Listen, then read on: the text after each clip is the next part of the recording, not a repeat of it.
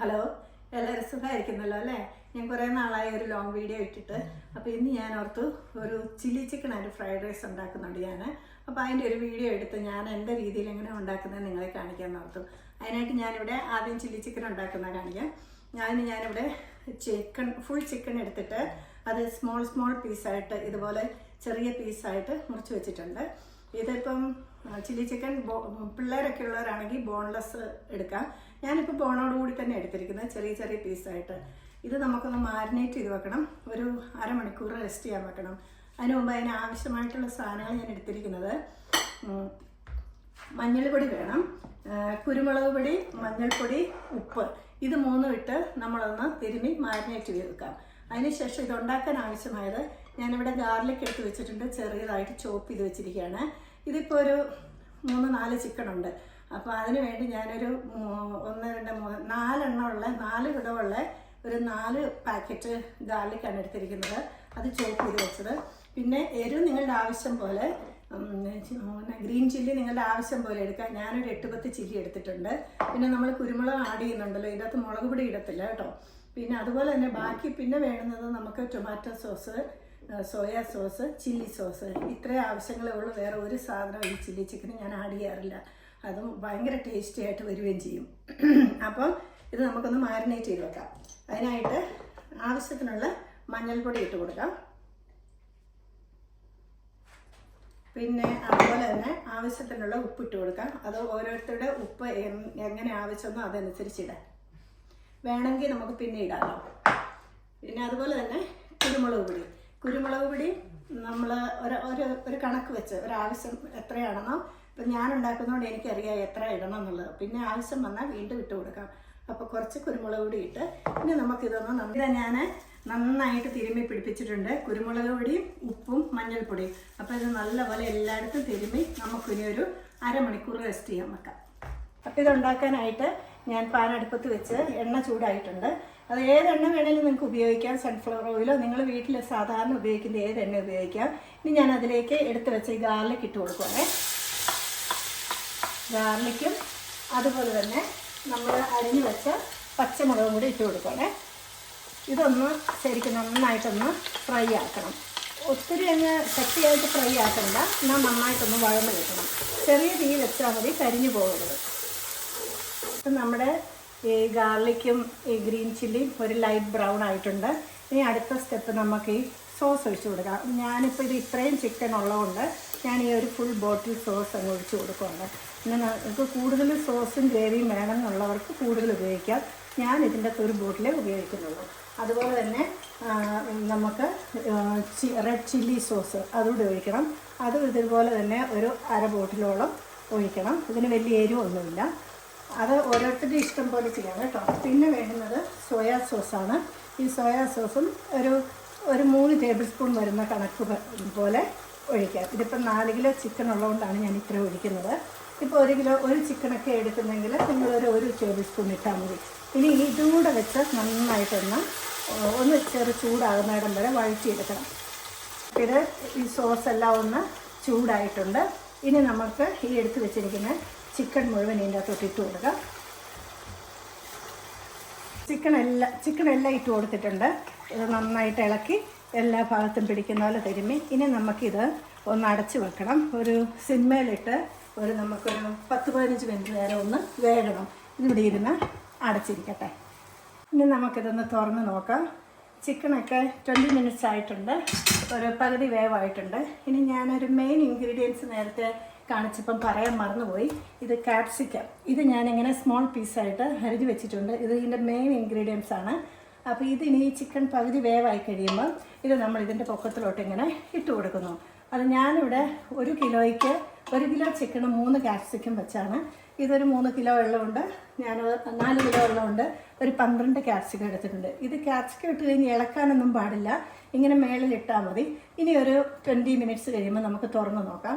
അതിന് ശേഷമേ ഇത് ഇളക്കാവുള്ളൂ. ഇനി ഇത് നമുക്ക് അടച്ച് വീണ്ടും സിമ്മിലിട്ട് വെക്കാം. ഒത്തിരി വെന്ത് പോകരുത്, ഒരു കടിക്കാൻ പറ്റുന്ന പോലെ വേണം ക്യാപ്സിക്കം. അപ്പം അത് കഴിഞ്ഞ് നമുക്ക് തുറക്കാം. ഇപ്പോൾ ഒരു 15 മിനിറ്റായി. നമുക്കൊന്ന് തുറന്ന് നോക്കാം. പിന്നെ നമുക്ക് ക്യാപ്സിക്കം ഒന്ന് ഇളക്കി കൊടുക്കാം. ഇത് മിക്സ് ചെയ്യണം. ഇനി ഇപ്പോൾ ക്യാപ്സിക്കത്തിൽ നിന്ന് ഒരുപാട് വെള്ളം ഇറങ്ങും, അത് പറ്റണം. ഇനി ഒന്ന് മിക്സ് ചെയ്തിട്ട് വീണ്ടും നമുക്കിതുപോലെ ഒന്നുകൂടെ ഒരു 10 മിനിറ്റ് അടച്ച് വെക്കാം. ഇപ്പോൾ കണ്ടോ, നിങ്ങൾ കാണാം ഒരുപാട് വെള്ളം ഇതിൽ നിന്ന് ഇറങ്ങിയിട്ടുണ്ട്. ക്യാപ്സിക്കം അറിയാമല്ലോ, വെള്ളമുള്ളതല്ലേ. അപ്പോൾ ഇനി ഇത് ഒരു 10 മിനിറ്റ് കൂടി ഇരുന്ന് കുറച്ചുകൂടി ഒന്ന് വെള്ളം ഒന്ന് പറ്റി നമുക്ക് എന്നിട്ട് എടുക്കാം. ഇപ്പോൾ ഒന്ന് മൂടി വെക്കാം. നമുക്ക് ചിക്കൻ റെഡി ആയിട്ടുണ്ട്. 10-15 മിനിറ്റ് കൂടെ കഴിഞ്ഞു. ഇതാ ഇവിടെ കറക്റ്റ് അത്യാവശ്യത്തിനുള്ള ചാറുണ്ട്. കുറേ ലൂസായിരുന്നു, അതെല്ലാം പറ്റിയിട്ടുണ്ട്. അങ്ങനെ നമ്മുടെ ചില്ലി ചിക്കൻ ഇവിടെ റെഡി ആയിട്ടുണ്ട്. ഇനി ഇത് നമുക്ക് വാങ്ങി വെക്കാം. അടുത്തത് നമുക്ക് റൈസ് ഉണ്ടാക്കാം. അങ്ങനെ നമ്മൾ ചില്ലി ചിക്കനൊക്കെ റെഡിയാക്കി വെച്ചു. ഇനി ഞാൻ അടുത്തതിന് റൈസ് ഉണ്ടാക്കാൻ പോവാം. ഞാനിവിടെ റൈസ് എടുത്ത് വെച്ചിട്ടുണ്ട്. ഇത് ഞാൻ കഴുകി അരമണിക്കൂർ വെള്ളത്തിലിട്ട് കഴുകി ഡ്രൈ ചെയ്ത് വെച്ചിരിക്കുന്നതാണ്. അപ്പോൾ 1 ഗ്ലാസ് അരിക്ക് നമുക്ക് 1.5 ഗ്ലാസ് വെള്ളമാണ് ഞാൻ ഉപയോഗിക്കുന്നത്. അത് നിങ്ങൾ എത്ര ഗ്ലാസ് അരി എടുക്കുന്നോ അതിൻ്റെ 1.5 ഗ്ലാസ് വെള്ളം ഒഴിക്കണം. പിന്നെ നമുക്ക് റൈസിന് ഞാനിവിടെ മിക്സ്ഡ് വെജിറ്റബിൾ, ഇത് ഫ്രോസൺ ഞാൻ വാങ്ങിച്ചതാണ്.